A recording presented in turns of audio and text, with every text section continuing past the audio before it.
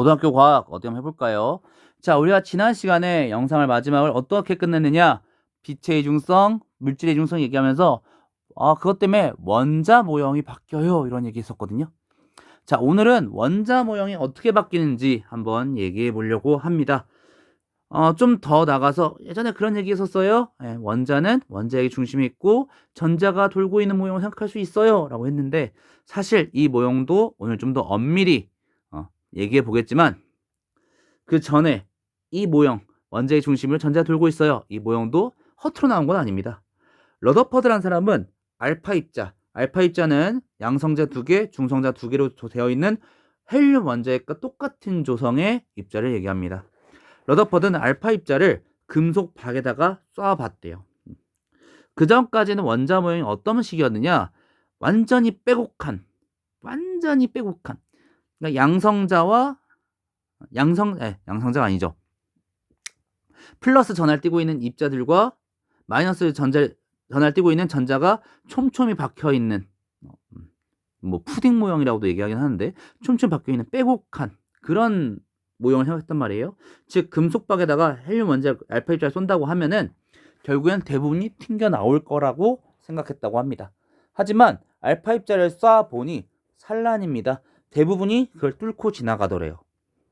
알파 입자가 대부분 금속박에 부딪혀서 튕겨 나오는 게 아니라 대부분 다 뚫고 지나가더래요. 더 나아가서 모든 방향에서 알파 입자가 검출이 되더래요. 단어가 생각이 안 나요.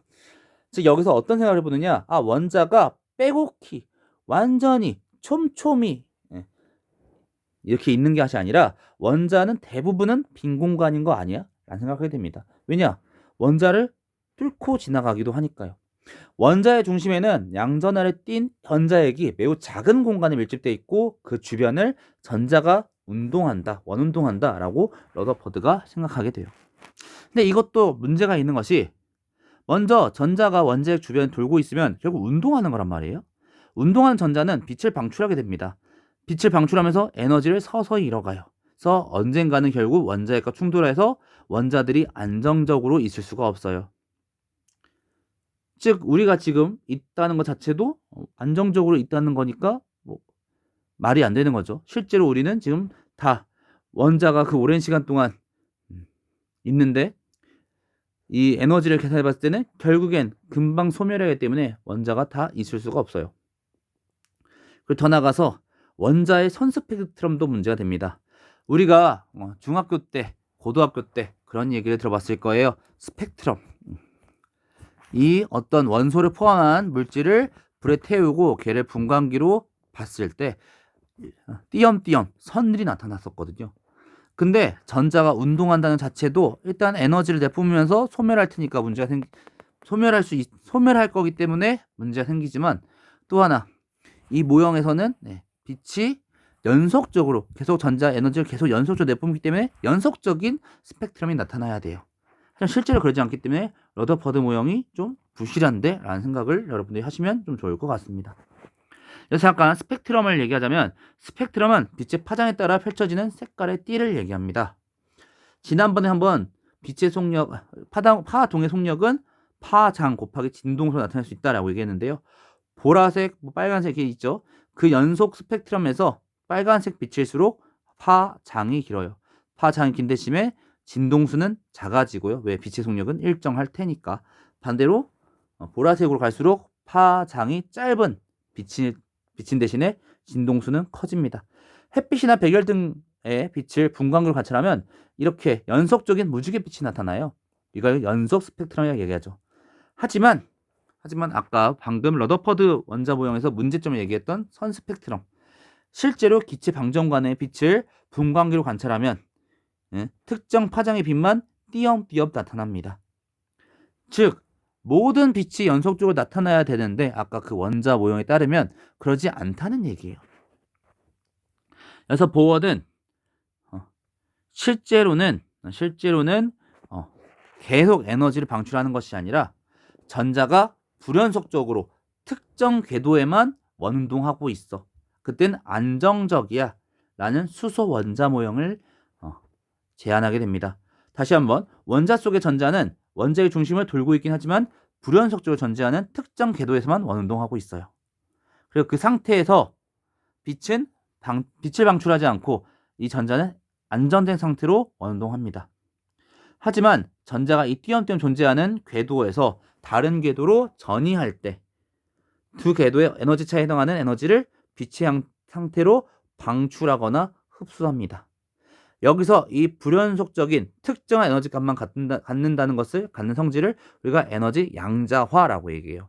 양자라는 단어는 띄엄띄엄 마치 계단처럼 이 중간 지점이 없고 첫 번째 계단, 두 번째 계단 그 중간 지점이 없고 띄엄띄엄 이 에너지 값이 존재한다는 걸 얘기합니다.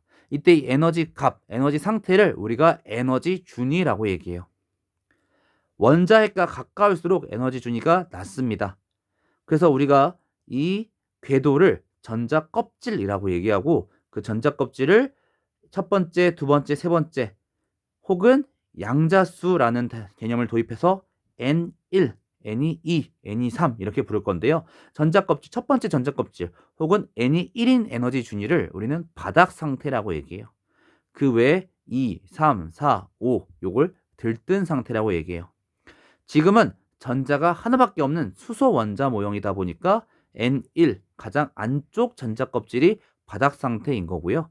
만약에 전자가 2개, 3개 늘어나게 되면은 그때 바닥 상태는 에너지 준위가 가장 낮은 데부터 어떻게든 채워나가서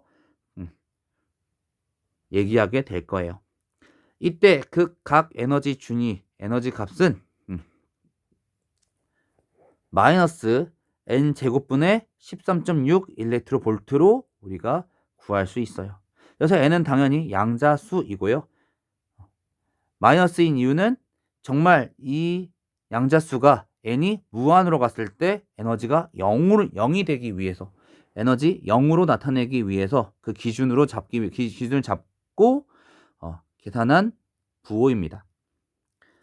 여기서 만약에 이 에너지 준위가 낮은 상태에서 높은 상태로 가려고 하면은 에너지를 흡수해야 됩니다. 빛의 형태로 에너지를 흡수해요. 반대로 높은 상태에서 낮은 상태로 이 전이가 일어날 때는 그만큼 에너지를 방출합니다. 즉 이때 내뿜거나 이때 흡수하는 광자의 에너지는 그 에너지 준위의 차이만큼, 그리고 걔가 역시 빛의 형태니까 에너지는 저번에 얘기했죠. 플랑크 상수 곱하기 진동수 하 F로 나타날 거고, 진동수는 그쵸, 파장분의 C, 왜? 파동이니까 로 계산해서 그 특정한 파장만 흡수되거나 방출된다라고 우리가 생각해 볼 수 있을 거예요. 즉 스펙트럼에 선 스펙트럼이 띄엄띄엄 존재하는 이유는 그 에너지 차이만큼만, 그 특정한 값만큼만 에너지를 흡수하거나 방출하기 때문이고, 물론 이제 방출 스펙트럼은 에너지 방출하겠고요. 흡수 스펙트럼 그 선만, 빛만 띄엄띄엄 없는 상태로 되겠죠. 하는 거고, 그 특정 파장만, 결국 그 에너지의 빛들만 흡수하거나 방출하다 보니 그 특정 파장의 빛들만 흡수하거나 방출한다 라고 생각해 볼 수 있을 것 같아요. 아까도 얘기했다시피 만약에 낮은 에너지 준위에서 높은 에너지 준위로 가려면은 에너지 흡수할 거고요. 반대로 높은 에너지 준위에서 낮은 에너지 준위로 내려갈 때는 빛을 방출하게 되면서 스펙트럼이 나타나겠죠. 근데 이 모형도 조금 아쉽습니다. 왜? 보호 모형은 수소는 설명 잘해요. 아까 말했던 N제곱분의 13.6 일렉트로볼트 수소는 설명 잘해요. 하지만 수소 외에는 설명이 불가능합니다. 특히나 저번에 얘기했던 얘기, 빛도 입자성과 파동성을 갖고 있어요. 전자도 입자성과 파동성을 갖고 있어요. 그러니까 저렇게 띄엄띄엄 확실하게 입자처럼 존재하는 현상은 조금 맞지 않습니다. 그래서 현대는 전자구름 모형이라는 모형으로 이 원자들을 표현하고 있어요. 전자구름 모형 혹은 오비탈 모형은 무슨 얘기냐? 전자가 특정 궤도에서 운동하는 것이 아니라 우리가 확률적으로만 분포하는 걸로 계산해 볼 수 있다. 여기까지 괜찮아요?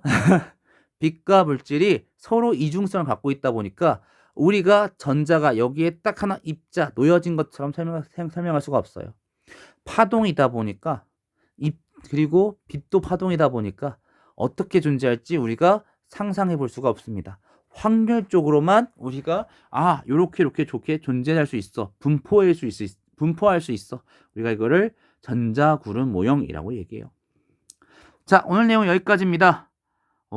빛과 물질 정말 내용이 어렵죠. 하나하나가. 네, 우리 친구들 다시 한번 개념 그리고 약간 이 순서대로 잘 한번 생각해 보시면 좋을 것 같아요. 다음 시간은 이제 물리 마지막 시간입니다. 이런 에너지 준위 가지고 할 수 있는 얘기, 이 입자들이 많다면, 쌓인다면 어떤 현상들이 일어날까요? 고체에 대한 얘기, 더 나가서 반도체에 대한 얘기 다음 시간에 마지막으로 할 것 같네요. 오늘 너무나도 고생하셨습니다. 이제 물리학 1시간밖에 남지 않았어요. 너무나도 고생하셨고요. 마지막까지 한번 힘내서 가봅시다.